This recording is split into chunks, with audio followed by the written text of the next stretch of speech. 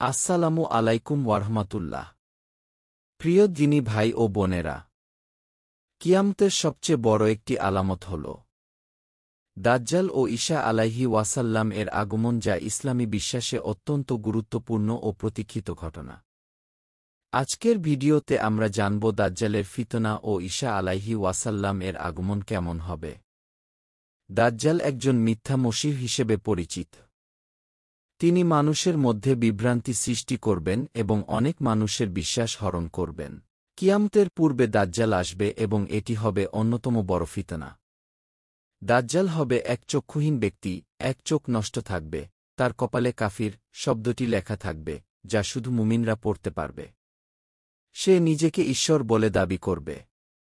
মানুষকে বিভ্রান্ত করতে নানা অলৌকিক ক্ষমতা দেখাবে, যেমন বৃষ্টি বর্ষণ, মৃতদের জীবিত করা ইত্যাদি, যা আসলে ভ্রান্ত ধারণা।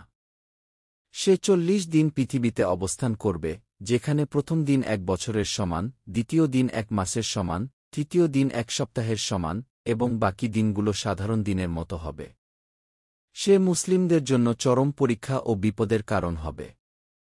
ঈসা আলাইহি ওয়াসাল্লাম এর পুনরাগমন হবে দামেস্কের পূর্ব দিকে একটি সাদা মিনারে 2 ফেরেশতার মাধ্যমে অবতরণ করবেন।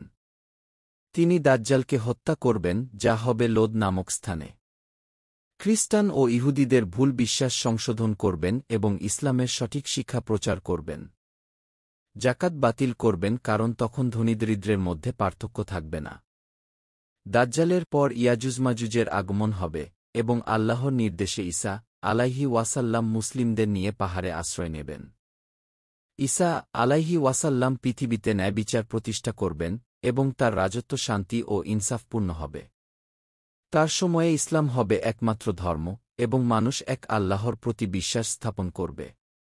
অবশেষে তিনি 40 বছর পৃথিবীতে থেকে স্বাভাবিক মৃত্যু বরণ করবেন এবং মুসলিমদের মতো দাফন করা হবে। এভাবে ঈসা আলাইহি ওয়াসাল্লাম ও দাজ্জালের আগমন কিয়ামতের আগে পৃথিবীতে ঘটবে এবং মুসলমানদের জন্য তা এক গুরুত্বপূর্ণ দ্বার খুলবে।